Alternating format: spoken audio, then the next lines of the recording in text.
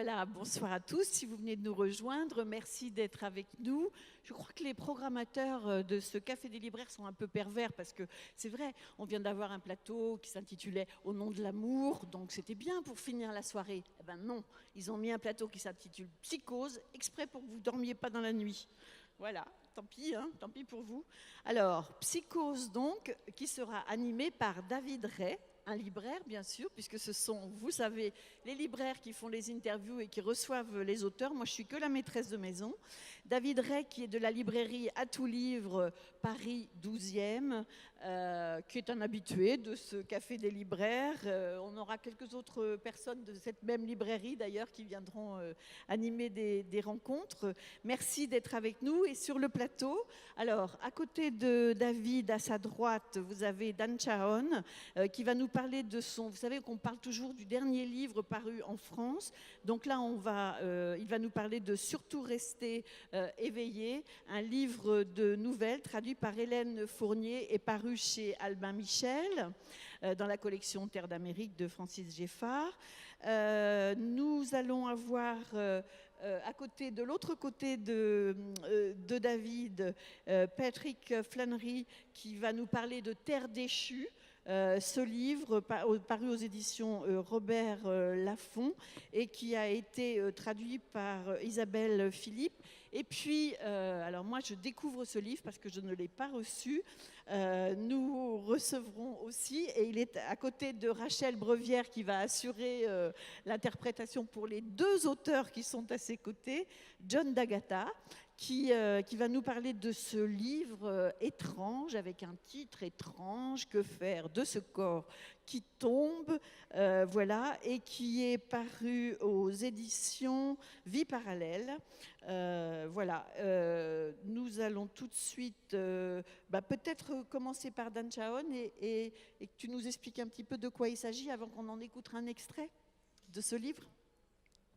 Merci Maëtte. Alors le premier livre de cette sélection va être un peu difficile à vous résumer dans le sens où c'est un recueil de nouvelles. Et chaque nouvelle, Dan Chaon excelle dans ce genre littéraire, un genre qu'il a fait connaître d'ailleurs au public. Dans chaque nouvelle, vous avez matière à 2, voire 3 romans, 4 intrigues. Ça fourmille, c'est absolument passionnant. Qu'il s'agisse de l'histoire d'un couple désemparé par la malformation de naissance de leur enfant, j'ai oublié de dire que c'était très joyeux, du kidnapping d'un enfant par son ex-beau-père ou des tentatives désespérées d'un jeune veuf qui guette des signes de présence de son amour défunt dans la réalité qui l'entoure. Tous les personnages de ce recueil sont bercés d'une aura d'étrangeté qui amplifie les problèmes qu'ils rencontrent avec le monde. C'est un recueil noir, dur et bouleversant, dont il faut également saluer la perfection de la traduction qui rend cette lecture de toute beauté. Voilà, donc, alors c'est drôle, je voulais juste vous dire, Dan, qu'hier soir, au moment de l'inauguration, vous savez, vous y étiez peut-être, il y a tous les auteurs qui sont présents sur le plateau face au public. Et alors, moi, je regardais les photos des auteurs et j'essayais de les reconnaître. Et puis, alors, moi, j'avais cette photo qui est sur le livre. Et je me disais, mais où il est, Dan Chaon, où il est évidemment, il n'avait ni la barbe ni les cheveux longs. Alors, ça change quand même quelqu'un, hein. Voilà. Donc, je n'ai pas dit, et je vais le faire, que vous êtes originaire du Nebraska, que vous êtes l'auteur de Parmi les disparus, le livre de Jonas et Cette vie ou une autre, tous salués par la critique en France, et que vous enseignez à l'université de Cleveland. C'est bien ça? J'ai pas dit de bêtises. Donc tout de suite, on découvre un extrait, je suppose, de la première nouvelle, qui va nous être lue par Marie Gouault. Bienvenue, Marie.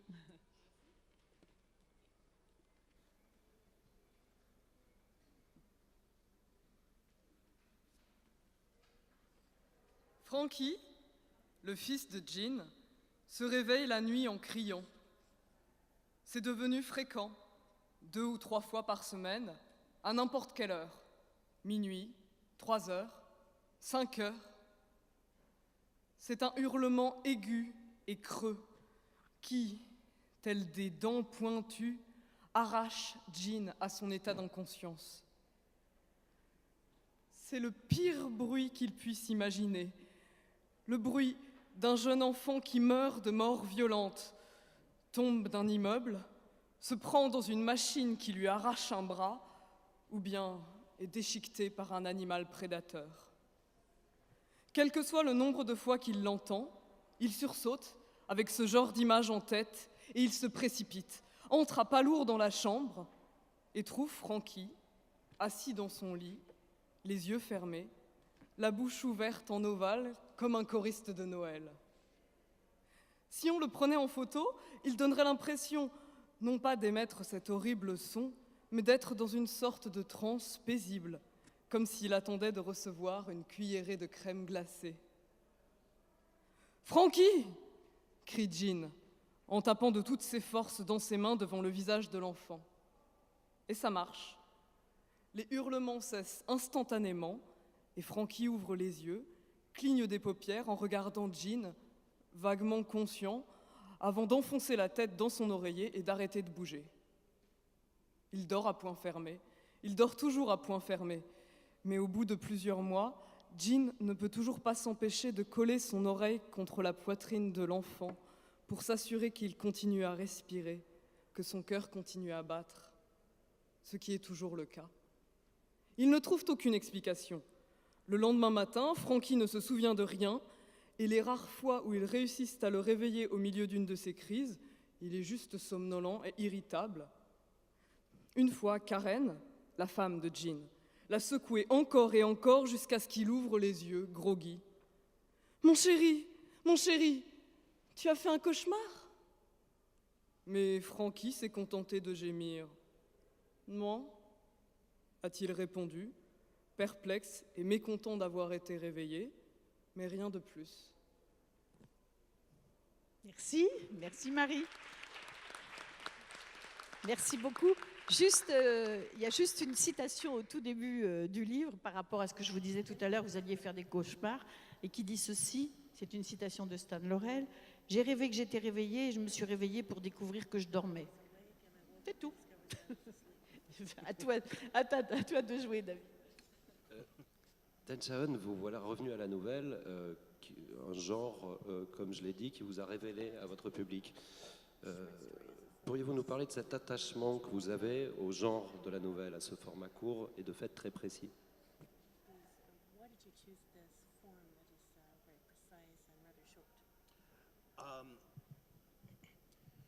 The thing that attracts me to the short story is that in some ways there's an element of the mysterious at all times.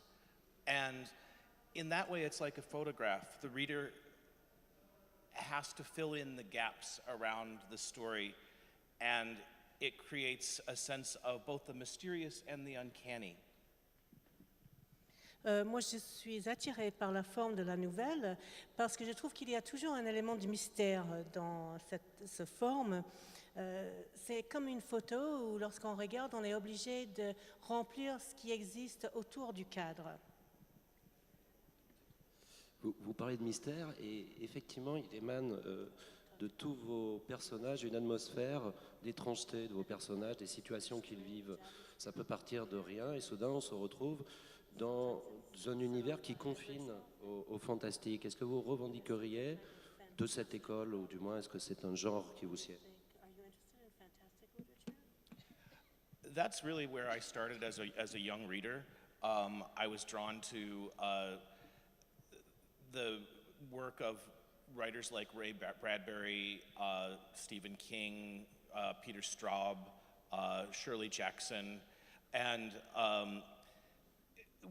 as I grew as a writer, I began to read more literary writers like Raymond Carver and Alice Munro, and I found myself drawn into trying to figure out a way to bring both the realism and psychological acuity of the literary writers and the sort of excitement and intensity of the genre writers. En effet, en tant que jeune lecteur, j'étais très attirée par la littérature fantastique, notamment les auteurs comme Ray Bradbury, Stephen King, Peter Straub, Shirley Jackson. Et plus tard, en grandissant, j'ai découvert ensuite les œuvres plus littéraires avec les auteurs comme Raymond Carver et Alice Munro. Et en tant qu'auteur, j'ai souhaité donc réunir ces différents aspects, c'est-à-dire le réalisme et la psychologie que l'on trouve dans des œuvres littéraires avec l'excitation et l'intensité qu'on trouve dans les œuvres dites du genre. Ce recueil est également, et d'ailleurs comme tout le reste de votre œuvre, empreint non pas de tristesse, mais d'une chose très différente, d'une mélancolie inébranlable. Pour vous, est-ce très important en littérature, la mélancolie? Et qu'est-ce qui rend vos personnages si mélancoliques?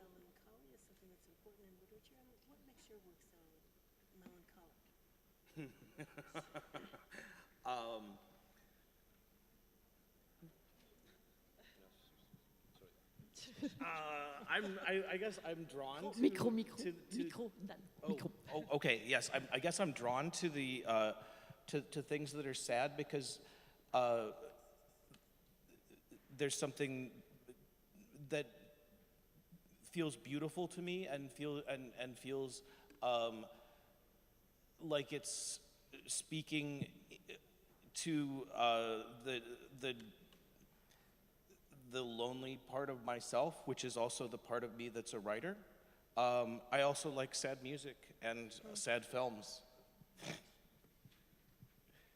Je pense que oui, je suis attirée sans doute par ce qui peut être mélancolique ou voire triste, parce que pour moi, ce sont des images et des sensations qui ont quelque chose de beau, que ce sont des choses qui me parlent et qui me parlent à moi en tant qu'auteur et à ma personne d'écrivain.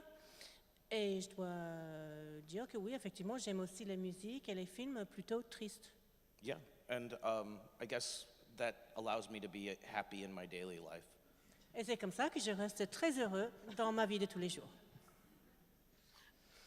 Une autre... J'ai encore un peu de Non, temps. je Oui. dis juste, il y a une Excuse-moi. des histoires absolument fantastiques, celle du bébé à deux têtes, qui est là, on est carrément dans de la science-fiction presque, et avec des questions qui se posent par rapport à cette histoire qui sont assez extraordinaires.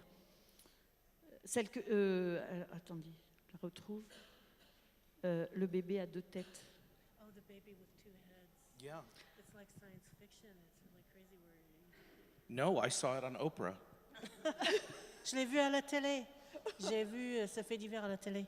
Oui, mais alors à la télé, ils ne vous expliquent pas toutes les questions que ça pose, si on doit garder une des têtes ou en supprimer une, et tout ce qui va découler de cette histoire. Do we keep one head? Do we keep both heads? Which one do we save? It was not my imagination. That was really the debate. Non, mais en effet, à la télé, c'était le débat qu'il y avait à la télé. Quelle tête fallait-il garder? It's just a very rare medical condition. C'est un phénomène assez rarissime, mais c'était de ça qu'il Je parlait. vois votre œil qui frise et j'ai du mal à vous croire. I have a hard time believing it. That's really what they were talking about. I swear to you, they had to make that decision. I became more interested in the issue of, I mean, they were talking about can this baby be saved, and there are two babies. It's just that one doesn't have a body, but they were only concerned with the one with the body. The other one, they were just, Non, mais je vous assure, c'était vraiment ça à la télévision. Et moi, ce qui me posait question, c'était de savoir est-ce qu'il y avait vraiment deux bébés. Eux, ce qu'ils voulaient savoir, c'était est-ce qu'ils pouvaient conserver la vie ou sauver la vie d'un bébé. Mais est-ce qu'il n'y avait pas deux bébés quelque part? C'est vrai qu'il y avait un bébé qui n'avait pas de corps, mais est-ce qu'il n'était pas un bébé quand même? Ah, c'est une histoire fantastique. Alors, on enchaîne donc avec le livre de John d'Agata. C'est bien ce que tu m'as dit. Oui, je crois, parce que je pense que la lectrice doit lectrice doit s'en aller, parce que vous savez que ce soir, on est vendredi. Oui, les lecteurs proposent un bal à la page, c'est ça, hein, qui se déroule au Magic Mirror, où vous pouvez danser. et vous pouvez écouter des textes. Super, hein, vraiment tout ce qui est bien dans la vie. Donc, on va continuer avec le livre de John d'Agata, Que faire de ce corps qui tombe, qui est paru aux éditions Vie Parallèle, que je n'ai malheureusement pas reçu, donc je ne l'ai pas vu du tout, mais alors qui m'a l'air d'être un objet tout à fait particulier, mais il va vous en parler, et bien sûr, David Ray va vous en parler aussi. C'est un livre donc traduit par Henri Colomer, et donc tu vas nous dire un mot avant qu'on en lise un extrait. Pas facile non plus de choisir un extrait. Hein. Oui, effectivement, car c'est le livre le plus singulier, je pense, de cette sélection, tant dans sa forme que dans sa construction. Alors, pour le résumer, tout part d'un triste fait divers, le suicide du jeune Levi Presley, qui a un nom prophétique, qui se jette dans le vide du haut d'une tour de Las Vegas. Ce livre, c'est le récit de sa chute, qui a duré 8 ou 9 secondes, les avis divergent, et que John d'Agata décide de relater dans un article de la revue littéraire The Believer. On lui adjoint un assistant, Jim Fingal, dont le rôle est de vérifier l'exactitude factuelle du récit, ce qu'on appelle un fact-checker. Le texte de John d'Agata apparaît, je ne sais pas si vous voyez d'ici, dans les pavés de texte en centre de page, et tout autour apparaissent les notes de ce fact-checker et ces échanges avec l'auteur. Il faut dire que Jim Fingal, le fact-checker, est un garçon très obstiné, que ses notes d'obstiné deviennent de plus en plus digressives, voire délirantes, entremêlent réel et fiction, perturbant totalement le lecteur et le baladant. On ne sait plus si ce fait divers a bien eu lieu, si Jim Fingal existe, ni qui est l'auteur. C'est déroutant et captivant à la fois. On pourrait presque qualifier ça d'un essai sur le fictionnel aujourd'hui, tout simplement. Donc, en fait, tu vas poser des questions à John d'Agata et à Jim Fingal aussi, en fait. Peut-être. Enfin, on verra tout à l'heure. On en découvre d'abord un extrait, qui va être lu par Morgane Kuok. Voilà, Morgane. Merci. Donc, un extrait en principe pris au début du livre, hein, comme pour tous les autres livres.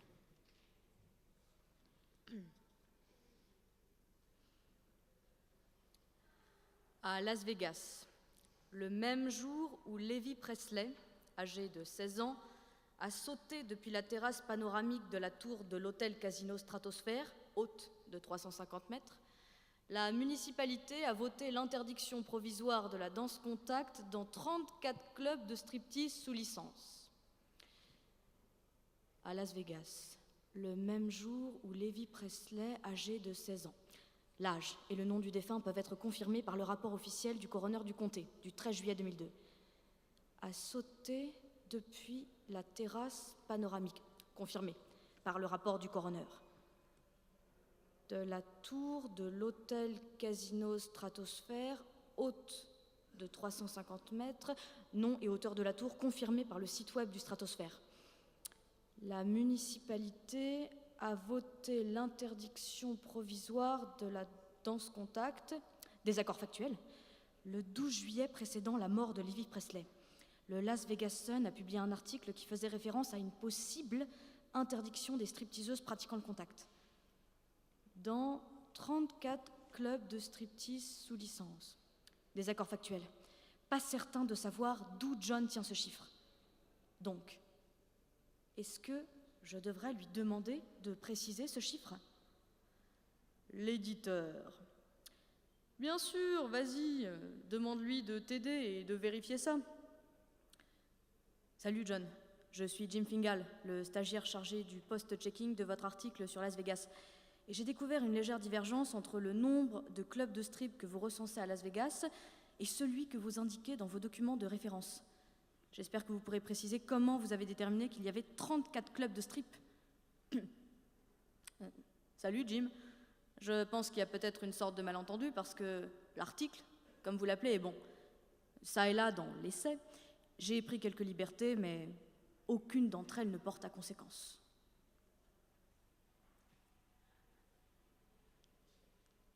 C'est tout. Merci. Pas facile. En fait, un des petits bribes de chacun des paragraphes, parce que c'est pas la page en entier, c'était pas possible. Ça ne nous facilite pas le travail, hein, je vous le dis tout de suite, monsieur d'Agata. Oui, il faut saluer la performance, bravo.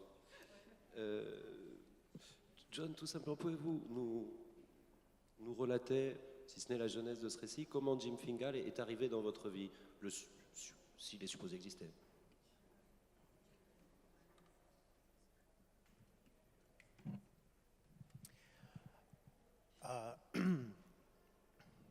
I submitted this essay to the Believer magazine, which had already been rejected by another magazine because I told them I wasn't going to change any of the non-facts that I had included in the book. And so the editor said, we'll have to assign a fact checker to it. And Jim was a recent graduate of Harvard. I think he was interning at the Believer, which means he wasn't being paid at all. And he stuck with the essay for, I think, about 7 years, trying to fact check it off and on. And we've been together ever since. Alors j'ai envoyé cet essai au magazine Le Believer après qu'il ait été rejeté par un autre magazine, car j'avais dès le départ dit très clairement que je refusais de changer tout le non factuel que contenait mon écrit. Et à ce moment-là, l'éditeur du Believer a décidé de confier la tâche à Tim, qui sortait de Harvard, qui était là pour un stage, donc pratiquement pas payé. Il lui a donc assigné la tâche de vérifier les faits. Et il a passé, bon an, mal an, 7 ans à vérifier les faits qui se trouvaient dans cet article. Et depuis, nous sommes toujours ensemble.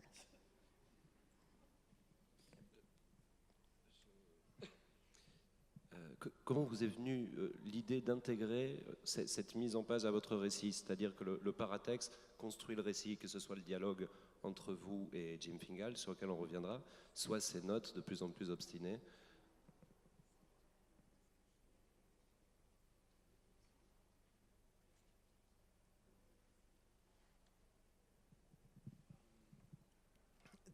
The idea wasn't mine, to be honest.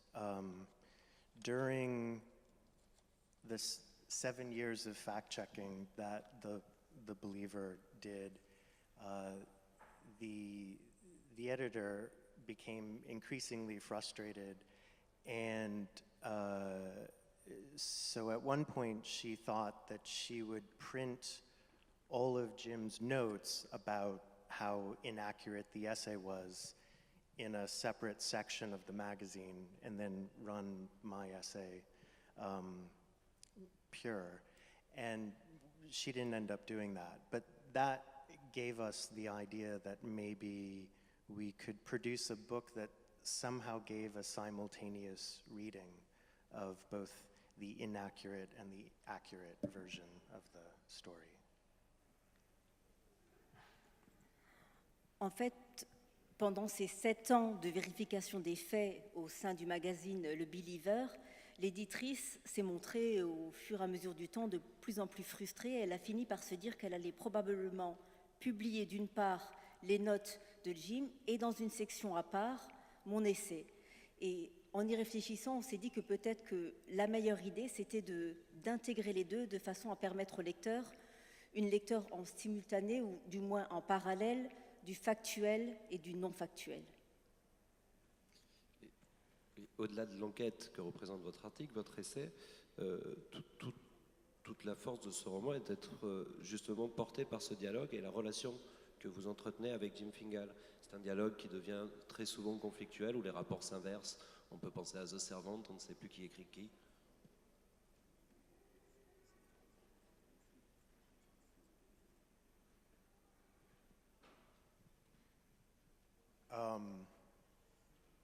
Well, we tried to make it entertaining.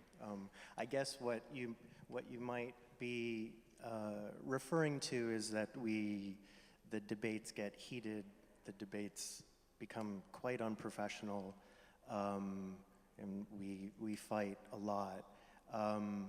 But we are in fact friends. We were always friends. We wanted to perform the kind of hostile but also hysterical discussions that often surround the issue of accuracy in nonfiction, at least in America. And so we were playing characters. We were playing characters at each other's throats. En fait, on a fait de notre mieux pour vous amuser. Mais plus précisément, c'est vrai que nos dialogues sont enflammés, que parfois on perd un petit peu de vue le professionnalisme, qu'on peut perdre de notre objectivité. Mais nous sommes amis, nous restons amis tout au long du dialogue. Et on retrouve dans ce dialogue ce mélange d'hostilité et d'hystérie qu'on trouve très souvent aux États-Unis quand il s'agit de débattre de l'exactitude du réel. En fait, on a chacun adopté un rôle et on l'a joué jusqu'au bout. On a endossé un rôle jusqu'au bout. Enfin, parce que c'est un livre très déstabilisant, donc j'aurais une question assez directe. Mais qu'avez-vous réellement voulu prouver avec ce livre ? Qu'avez-vous réellement voulu prouver avec ce livre ? Est-ce un essai sur la revendication du factuel dans le fictionnel ? Ou qu'est-ce que c'est que ce livre en fait ?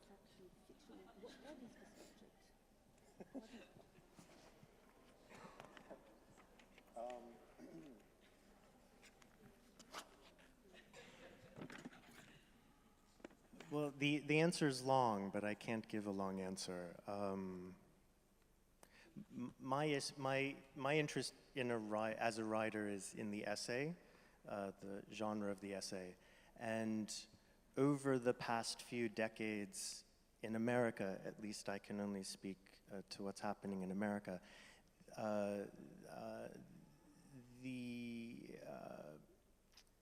some writers have increasingly insisted that the essay is journalism and should be written with the standards of journalism. My background, however, is as a poet, but also as someone who has studied the history of the essay, and so I'm more partial to that history in which writers were far less concerned with journalistic accuracy than a larger, a broader, a higher kind of truth. If you look at is this too long? If you look at the history of the essay, there is very scant evidence that any writers who have called themselves essayists, from Montaigne forward, but even before Montaigne, before the development of the term essay that comes from France,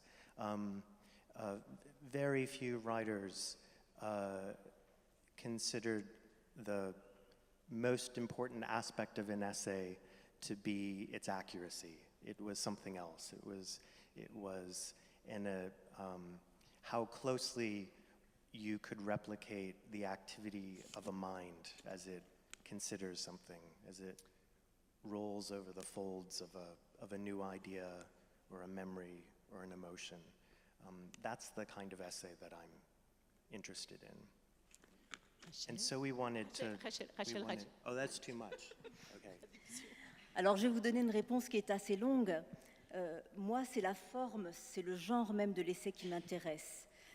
Et depuis plusieurs décennies, aux États-Unis, le seul pays dont je puisse parler pour le connaître assez bien, on pense aujourd'hui, et depuis longtemps, que l'essai doit adopter les codes du journalisme.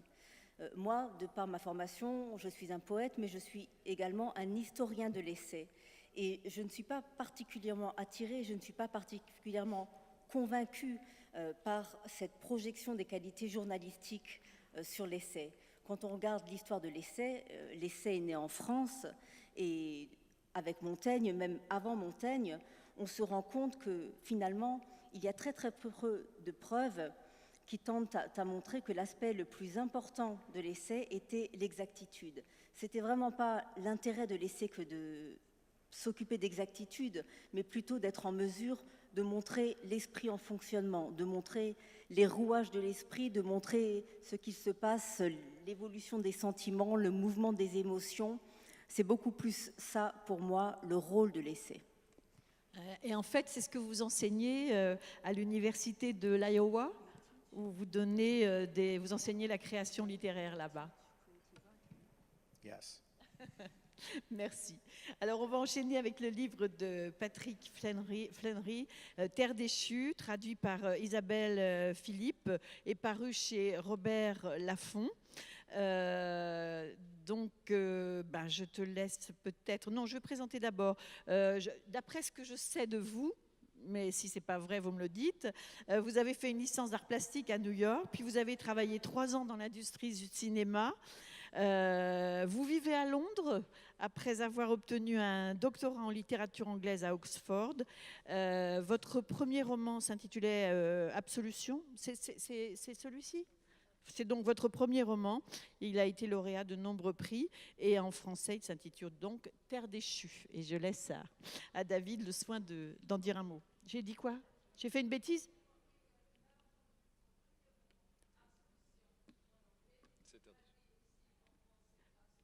Ah, il y a deux romans. D'accord, ok, ben voilà. Merci, non, mais vous avez raison. Donc il y a 2 romans, Absolution et Terre déchue, c'est un autre roman. Voilà. Et c'est le roman le plus politique, je pense, osons le mot, de cette sélection. Dans un futur qu'on sait très proche, nous évoluons dans des États-Unis régis par une doctrine de fer, un environnement ultra sécurisé, d'autant plus oppressant que tout y est surcontrôlé. École, médias, tout est sous la coupe d'un ordre universel et omnipotent. Dans ce livre aux résonances orwelliennes, règne en maître la société EKK, si je prononce bien, qui a fondé son empire sur l'exploitation des prisonniers, car qui dit plus de répression dit plus de détenus, et EKK exploite cette main-d'œuvre en réhabilitant une forme moderne d'esclavage. Au sein de ce paysage terrifiant, existe un petit lotissement fait de briques et de brocs où vivent pêle-mêle tous les héros qu'on va recroiser dans le roman, en tout cas une bonne partie de leurs personnages.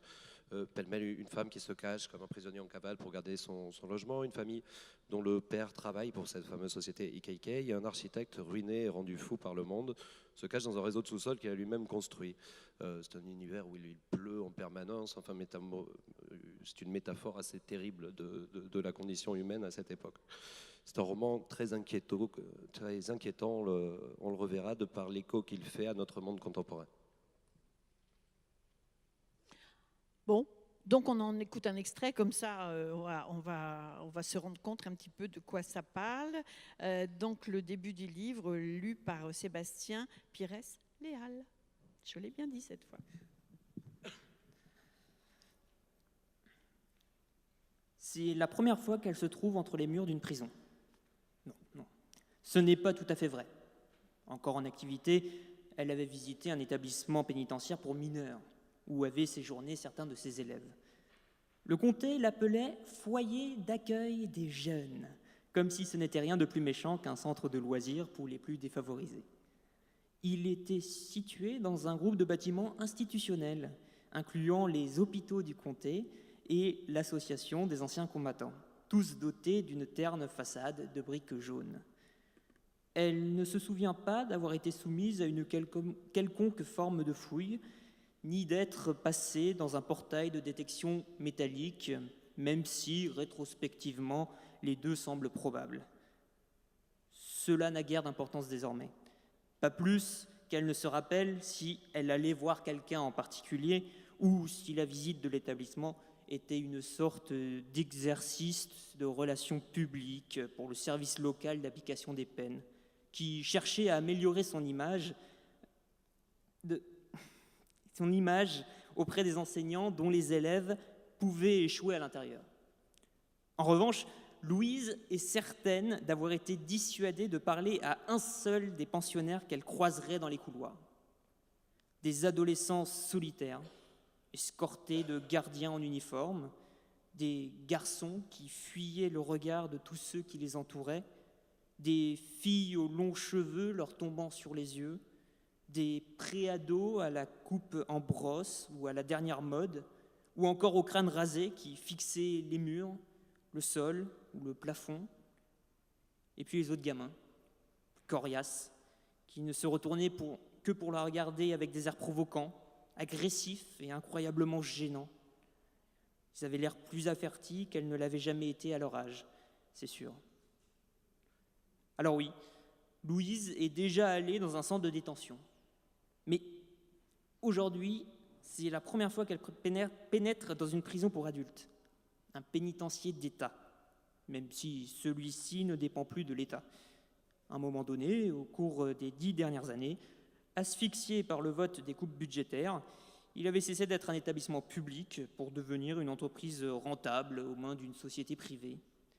À l'époque de sa construction, c'était une forteresse de grès, jaillissant des champs de maïs et des pâturages. Même du temps où Louise était petite, la prison se trouvait encore à la lointaine périphérie des banlieues sud-ouest. Une partie de la ville qu'elle n'a toujours pas réussi à explorer alors qu'elle a passé toute sa vie dans le secteur. En approchant aujourd'hui de la prison, elle est surprise de la voir cernée de centres commerciaux, de fast-food et d'un immense silo à céréales blanc datant des jours où la zone était encore rurale. De l'autre côté de la rue se dresse un parallépipède de 3 millions de mètres cubes, également blanc. Installation frigorifique s'étale tout en haut en grandes lettres écarlates, allumée 24 heures sur 24. Des voies ferrées longent le silo et la prison avant de s'enfoncer tout droit dans les entrepôts frigorifiques. Merci, merci beaucoup.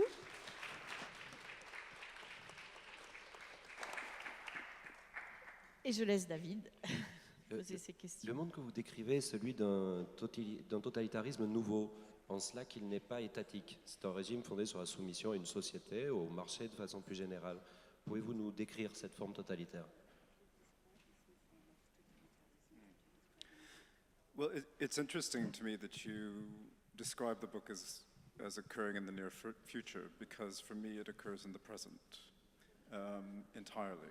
And the corporation EKK doesn't rule the world, but it is a corporation like so many that do exist in the present, in the real world, that has a tremendous amount of power and that is interested in expanding into so many avenues of our lives, that their knowledge, both of our most personal secrets and of the way that society organizes itself, both formally and informally, becomes something like a totalitarian control. Alors, ce qui me surprend, c'est que vous parliez de mon livre comme se situant dans un futur proche. Pour moi, c'est un roman au présent. La société EKK ne règne pas seule sur le monde, mais il y en a beaucoup qui ressemblent, qui étendent leur sphère d'influence dans tous les domaines de notre vie, dans nos vies privées, jusqu'à notre intimité, et qui morcellent et qui pénètrent tous les liens formels et informels qui sous-tendent la fabrique de la société. But you're not the only one to read it that way, so don't worry. À vous lire, c'était assez étrange. Je me suis souvenu d'une nouvelle d'Eric Hamann qui mettait en scène une jeune fille nazie convaincue en Allemagne, dans un petit village allemand en 1933, et qui, pourtant très enthousiaste, membre du NSDAP et très enthousiaste quant à l'idéologie nationale-socialiste, finissait broyée par cette même machine et par la terreur nazie suite à quelques soupçons. C'est un livre de qui? Eric Hamann, oui. Eric Hamann, with the story of a little girl in pre-Nazi Germany, where you had a little girl that was Et c'est growing up with this ideology, but finished with this totality. c'est ce qui arrive exactement à vos personnages les plus enthousiastes quant au tout sécuritaire qui les habite. Les seuls personnages qui surnagent dans votre livre s'en sortent sont ceux qui combattent, qui luttent et qui refusent ce monde. Vous pouvez nous décrire ce phénomène?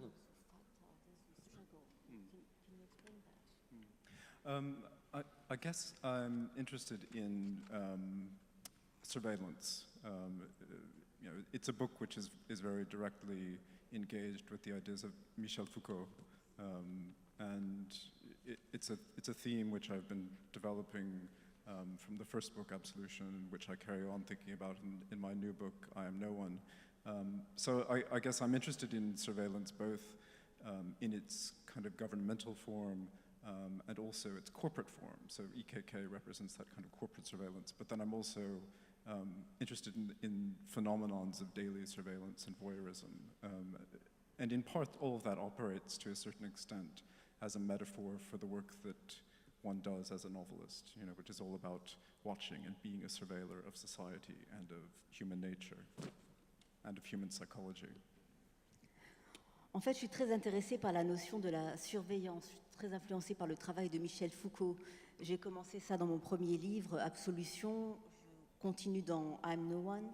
Il y a ce voyeurisme que l'on voit qui est à la fois un voyeurisme et une surveillance étatique, mais également personnelle, que l'on retrouve d'ailleurs dans la fonction qui est celle d'un écrivain, qui quelque part est un voyeur et qui nous observe dans nos traits et dans notre vie quotidienne.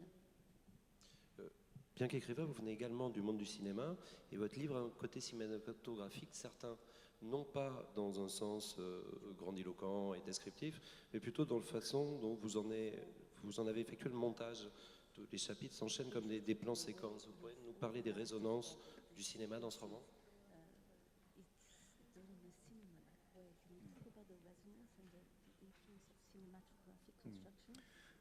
I think the cinematic is always present in my creative thinking, and sometimes it's there consciously and sometimes it's there completely unconsciously. And that's a result of the training that I had, the first degree that I did, which was in film and television production.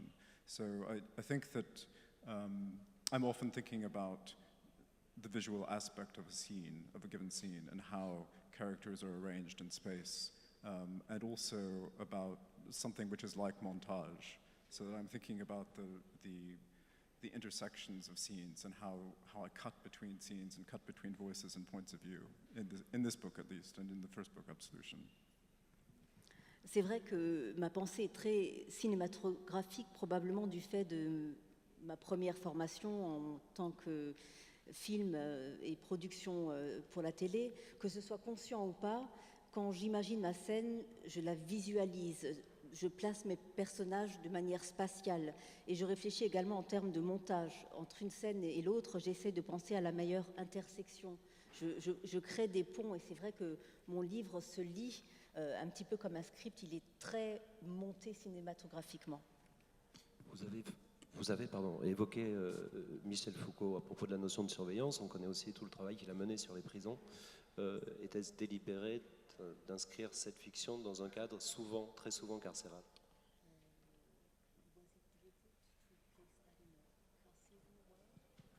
Yes, absolutely. Tout à fait délibéré. Yeah.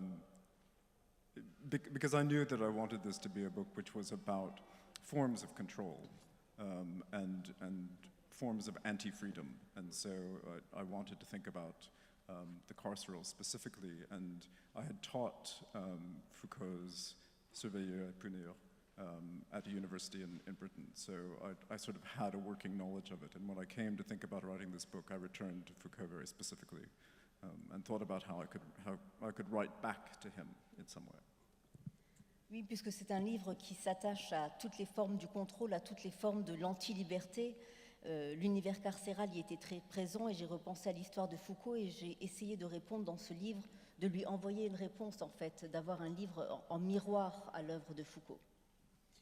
Et j'aimerais aussi, pour finir, qu'on parle du grand personnage féminin de ce roman, la personne de Louise, qui incarne une des rares facettes de la notion de résistance dans ce livre. Est-ce que vous pouvez nous dresser le portrait de Louise et nous dire d'où vient Louise?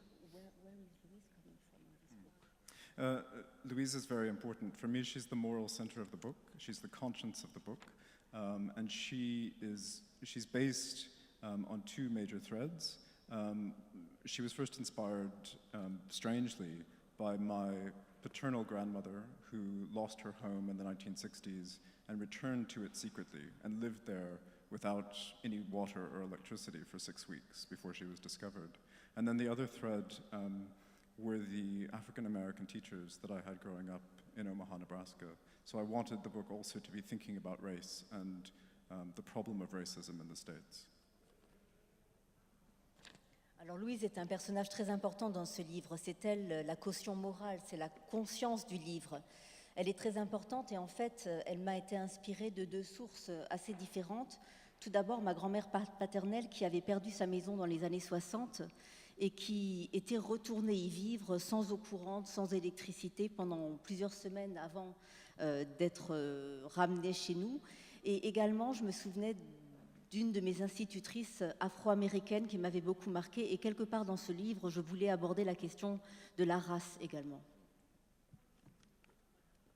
Eh ben voilà, je crois que ça va vous donner envie de le lire, ce livre qui s'intitule Terre déchue, qui est paru aux éditions Robert Laffont et qui a été donc traduit par Isabelle Philippe. Nous avons aussi parlé de ce livre de John D'Agata, Que faire de ce corps qui tombe, paru aux éditions Vie parallèle et traduit de l'anglais par Henri Colomer. Et puis le livre de Dan Chaon, Surtout rester éveillé. C'est un recueil de nouvelles paru dans la collection Terre d'Amérique chez Albin Michel. Voilà, mon cher David, je pense que tu nous as donné envie de poursuivre la rencontre avec les auteurs que nous avons sur ce plateau à travers leurs livres. Et moi, je vais les remercier d'être là parce que je crois que la journée est longue, on leur fait faire beaucoup de débats, beaucoup de rencontres et ils doivent être un petit peu fatigués. Merci à Rachel aussi, Rachel Brevière qui a assuré la traduction. Voilà, je voudrais aussi, puisque c'est le dernier plateau, celui qui était annoncé dans la grille de programme, je le rappelle, c'est une erreur, c'est le premier plateau de demain matin qui commencera à 11h. Puisque c'est le dernier plateau, je voudrais aussi remercier toutes nos équipes techniques, au son, à l'image, les équipes régies qui sont planquées quelque part là-haut, qu'on ne voit pas. Et puis bien sûr, vous remercier, vous, en priorité, d'être venus écouter ces auteurs et j'espère que vous aurez très envie de découvrir leurs livres. Merci à tous. Ils vont aller signer maintenant leurs livres à la sortie de ce Café des libraires. À demain. Bonne soirée.